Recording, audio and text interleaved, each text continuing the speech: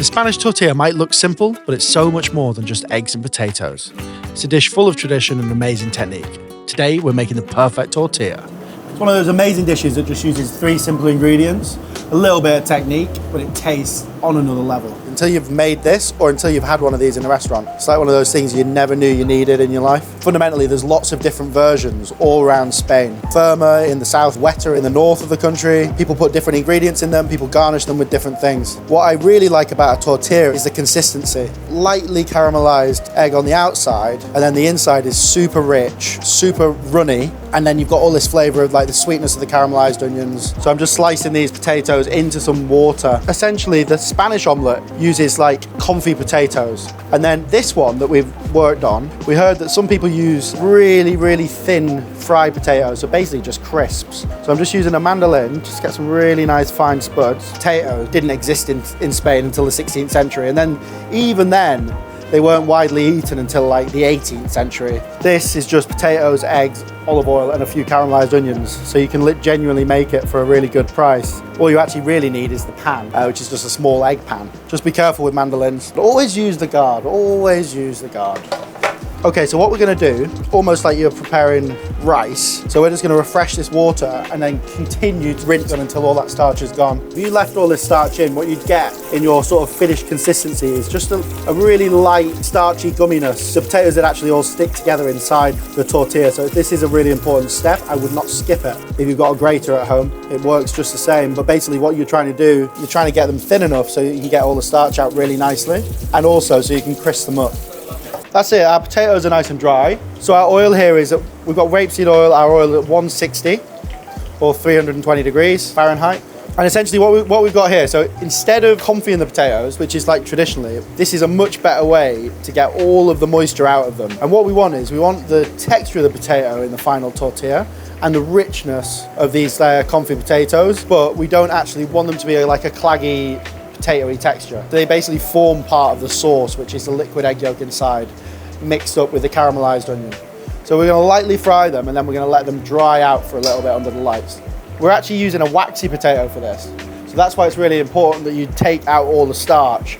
So these potatoes are Yukon Gold, which was created in Canada actually. They're one of the starchiest, richest, waxiest types of potatoes you can get. So like with all signature regional dishes, there's lots of debate about who invented it and where it actually came from. Some people say that this was invented in Bilbao by a general called Tomas. Basically it needed something quick. He invented this specific type of tortilla, the patatas, tortilla with potatoes in it.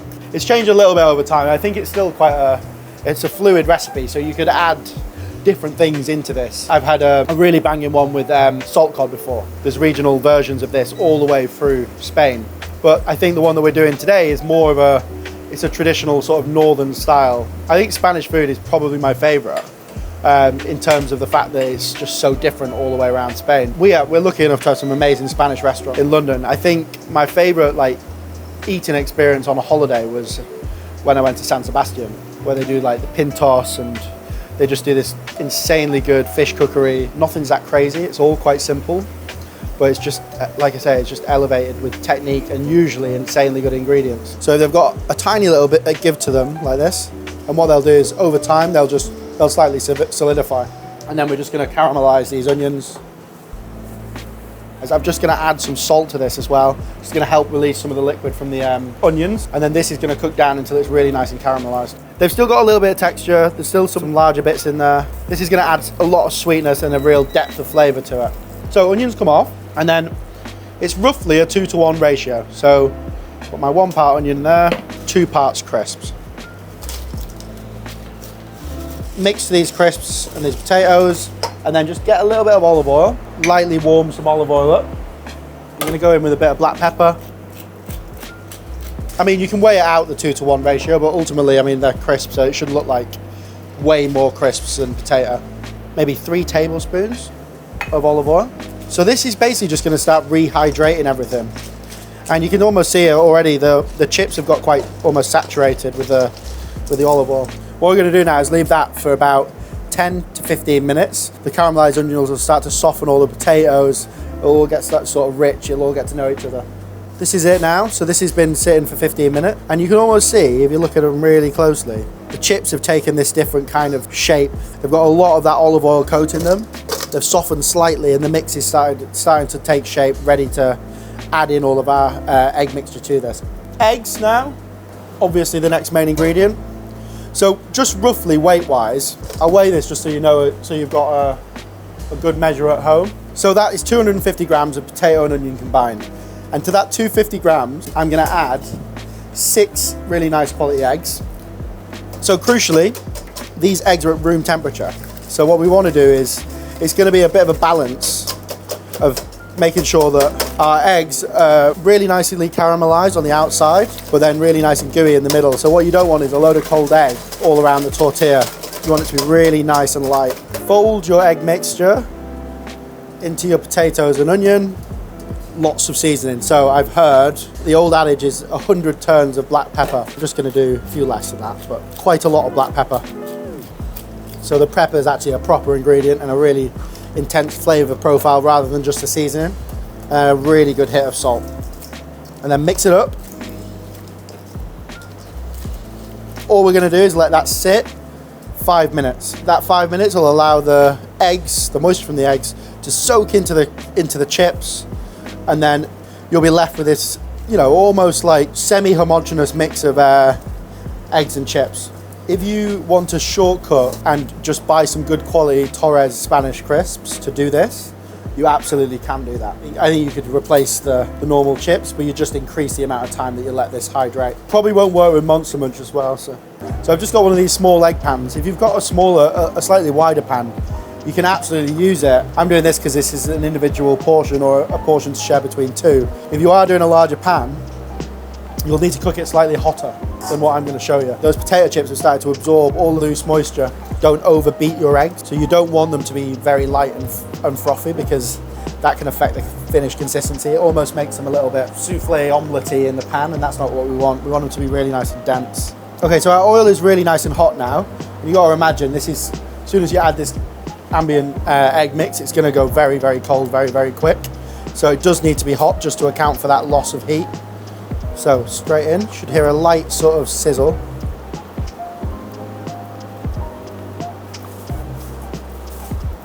Then once it's off all the way to the top, just pull it off the dead center of the heat. So what I'm doing here is just releasing the outside, and then you can also use that as an opportunity just to check the consistency below. I can see it's very pale on the bottom, so it's probably not ready to go yet. And then what I'm going to do is just lightly turn it around, just being very gentle because there's quite a lot of mix in there. And that'll just naturally help it from unstick from the sides. So yeah, you want to be able to turn it around like this. But fundamentally, you want to get a really nice caramelization. And then I'm on a solid top here, but if you're on a hob at home, just make sure that it's a nice even low heat. Okay, so just to be really clear, if you're a Spanish grill chef, you should be able to just flip this up and turn it over, happy days. I'm not even going to attempt that because I don't want to get trolled online any more than I already do. So what I'm going to do is just show you a really simple techers. We're going to slide it onto the back of the tray and then slide it back into the pan, okay? So, and you need to do this fairly quickly as well. So onto the pan, you will get a natural little bit of egg that sort of tries to escape, and that's it, that's perfect. So we've got this beautiful golden brown all the way over, and then I'm just going to roll it, and this is where you kind of want to get it back onto the heat. So now it's cooked, we want that nice sort of liquid, beautiful liquid center.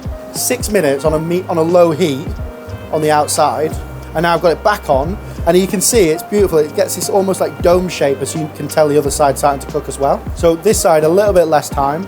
I'm going to take this for about 3 or 4 minutes. There's already heat traveling through to the center from this side. So if it's firm at this stage, you're probably taking it too far, and then you could cook it less on the other side. Rolling it around like this will give that perfect shape all around the outside. And that's it, I can feel it now. It's almost taking this different sort of texture. So now it's slightly firmer, but there's still a bit of give to it. And that's it, I'm going to take it out. It's not that hot on this side, so I'm just going to flip it out. Lay it onto my plate. And this is what I'm looking for. Oh, that is going to be so sexy and tasty. And then just serve it with just a tiny little bit of mayonnaise, just to add a bit of richness. Some chives on top. And then I'm just going to finish it with a bit of flaky salt extra. That's just more for a textural element. What you're looking for is beautifully caramelized egg on the outside, but then a really soft, runny middle with that super rich egg yolk.